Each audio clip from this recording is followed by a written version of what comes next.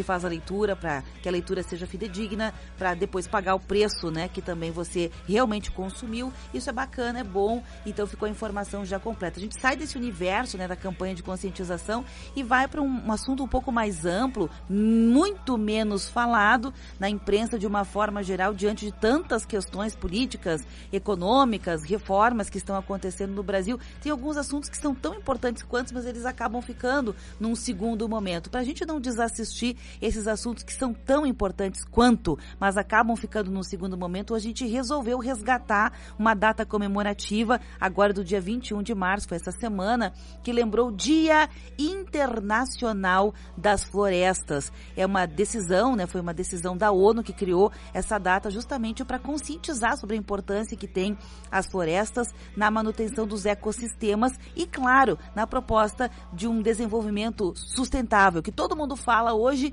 mas na prática a gente sabe muito pouco de como chegar até lá. Sobre esse tema, eu vou conversar ao vivo agora com o Marcelo Aranha. Ele é biólogo da Rede de Especialistas em Conservação da Natureza, ao vivo com a gente por telefone do centro do país.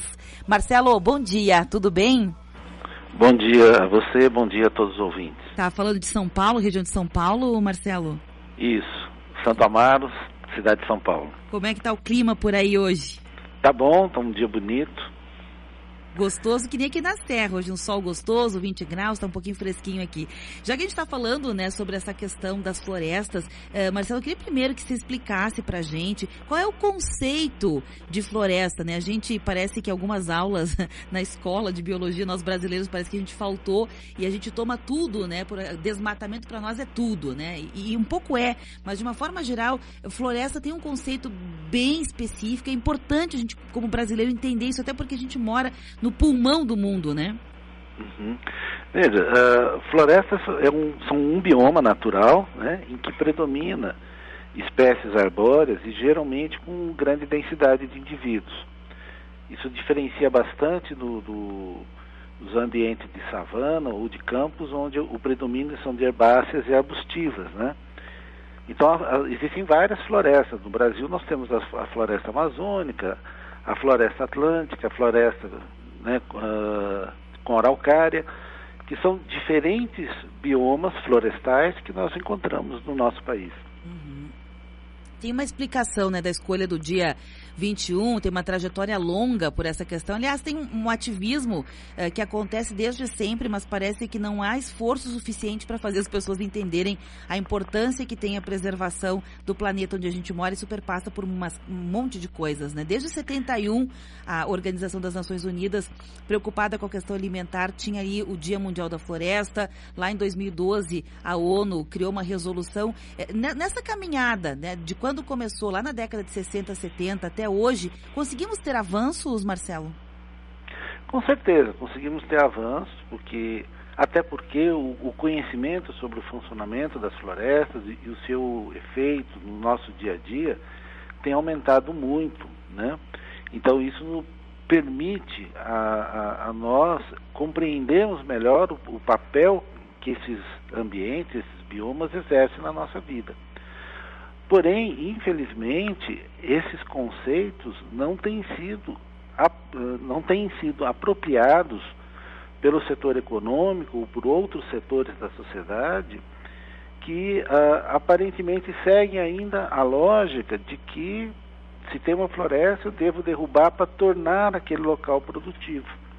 Nós sabemos que a floresta, mantendo a sua funcionalidade, ela pode ser tão ou mais produtivo do que um campo semi-abandonado ou mal utilizado. Uhum. Marcelo, tem os organismos, né, governamentais, de uma forma geral, eles fazem um mapeamento acompanham nessa questão do desmatamento, para de alguma maneira também ser um sensor de quando é necessário políticas públicas, de quando é necessário algum tipo de intervenção em alguma área em específica. O último relatório que saiu do desmatamento na Amazônia, só na Amazônia, mostrava que em anos, na última década, o desmatamento acontecia de uma forma tão grave que chegava a ser um campo de futebol em média por dia de desmatamento. Então, quer dizer, a gente teve avanços, mas os dados ainda impressionam. Como frear isso? Veja, às vezes quando a gente coloca na forma de campos de futebol, né, as pessoas tem uma dimensão difícil de imaginar pela vastidão da floresta amazônica mesmo, né? Se a gente transformar em quilômetros, nos últimos 10 anos, o desmatamento foi se reduzindo gradualmente, né? Variando geralmente de 5 a 6 mil quilômetros quadrados por ano, né? Isso até 2015, mais ou menos.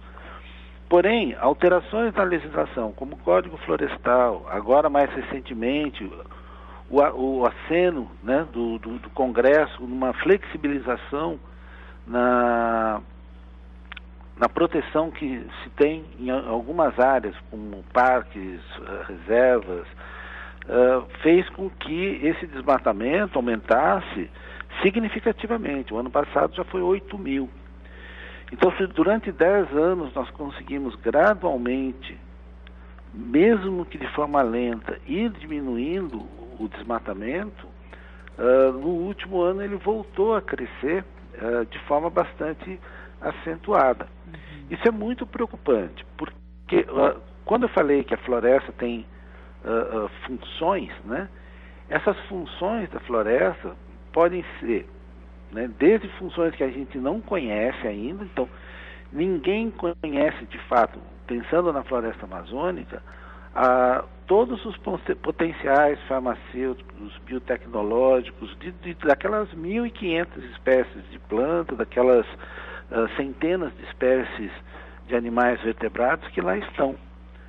Né? Só para lembrar, recentemente a indústria farmacêutica desenvolveu um analgésico 600 vezes mais potente que a heroína a partir da peçonha de um animal. Então, esses ganhos que a tecnologia, a biotecnologia poderia ter com esses organismos, a gente pode estar perdendo na medida que a gente destrói a floresta sem conhecê-la de fato. E o importante é que perde para sempre. Algumas situações pode ser perda para sempre, né? Sem dúvida nenhuma. E o outro aspecto importante é que a floresta amazônica é uma grande bomba de transpiração e precipitação. A chuva caindo na região amazônica sem ter a floresta, ela escoaria toda para o mar e acabou. Com a floresta, ela retorna para a atmosfera na forma de transpiração das plantas, isso mantém a umidade naquela região e desloca uma grande quantidade de umidade para a região sul-sudeste. Então, a região sul-sudeste, Rio Grande do Sul, Santa Catarina, oeste do Paraná, que são regiões muito agrícolas, dependem muito das chuvas, que em grande parte são formadas na região amazônica. O desconhecimento ou o pouco caso com esse papel funcional da floresta pode sim fazer com que a gente tenha prejuízos futuros muito graves, né? Claro. Professor Marcelo, tem uma outra questão importante, né? A gente está falando aqui muito de Amazônia, mas de uma forma geral, o Brasil todo, né? É o segundo país com maior cobertura vegetal do mundo, fica atrás apenas da Rússia nesse sentido. E a gente sabe que as atividades econômicas é que são um grande empecilho quando a gente está falando de desmatamento e de preservação ou sustentabilidade, né? Atividades como a própria urbanização, as queimadas para o plantio, a agropecuária de uma forma geral. Como o senhor enxerga hoje, professor, essa questão de desafios pontuais nesse tempo que a gente está vivendo e que são emergentes para que a gente possa, quem sabe, como cidadão, realmente ter uma postura um pouco mais ativa para a preservação desses ecossistemas? Olha, eu enxergo da seguinte forma, né? Estamos no século XXI e devemos viver como cidadãos do século XXI e não mais como cidadãos do século XIX, onde a lógica do desenvolvimento era derrube a floresta, depois vemos o que a gente faz, né? Hoje em dia, a gente sabe que você pode ter processos de desenvolvimento regionais ou nacionais, mantendo a floresta e utilizando dos seus serviços, né? Então, é imperial que cada cidadão comece a se conscientizar de que existem outras formas de se desenvolver a região que não seja simplesmente derrubar a floresta. A hora que nós entendemos isso, nós vamos ver que nós temos um poder econômico, financeiro e de desenvolvimento muito maior do que se a gente simplesmente mantivesse esse modelo que perdura aí do século, desde a colonização até os dias atuais, do processo de derrubada e perda da área natural e de toda a sua potencialidade. Podemos ver várias regiões, né? Tem regiões vastas no Brasil que foram foco de colonização, houve um desmatamento muito forte, que isso não redundou em riqueza de fato para o grosso da população e, pelo contrário, trouxe muito mais problemas no campo da saúde humana e no desenvolvimento econômico do que soluções. Professor, eu fiquei curiosa, o senhor faz parte da rede de especialistas em conservação da natureza, né? Como é que funciona essa rede, o que se propõe a fazer, como as pessoas interessadas? A gente sabe que, por exemplo, aqui na Serra Gaúcha, este espaço de programa que o senhor está falando agora, professor, é escutado por muitos professores também, né? De várias, rede pública, estadual, particular, não importa, diretores de escola. Como é que a gente pode, quem sabe, fazer parte de uma rede como essa no Brasil? Essa rede ela foi constituída, né, a partir de um grupo de consultores e especialistas na área de conservação que atuam junto à Fundação O Boticário de Proteção da Natureza. Então, dentre os consultores, eles selecionaram alguns que são especialistas em determinadas áreas e nós juntos nos constituímos uma rede, né, por isso o nome Rede de Especialistas, né, como uma forma de poder participar da vida social, dando a nossa opinião. Por muito tempo, quando se falava de temas de conservação, muitas vezes os órgãos de imprensa, até por desconhecer uma fonte segura de informação, acabava dando espaço a pessoas mal qualificadas ou não atualizadas no assunto. A criação da rede teve esse objetivo, né, de aproximar os especialistas na área de conservação dos órgãos de imprensa para que a gente pudesse ter uma voz mais direta com vocês e com o público em geral. Bacana isso, bacana e parabéns pela iniciativa, essa militância fundamental. Professor, muito obrigado pela sua presença aqui, o canal fica aberto, sempre que o senhor quiser voltar com assuntos da rede, a gente está disponível para escutar, tá certo? E aprender juntos.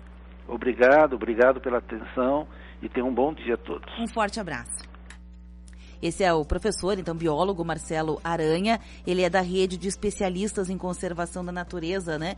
Ele falou coisas muito interessantes, né? Só quero resgatar para quem está ligando o rádio agora, uma frase, né? Talvez seja uma frase do dia hoje, né? Talvez seja a frase do dia. Nós somos cidadãos do século XXI, devemos nos comportar como tal. Bacana, né? 9h45, a hora certa.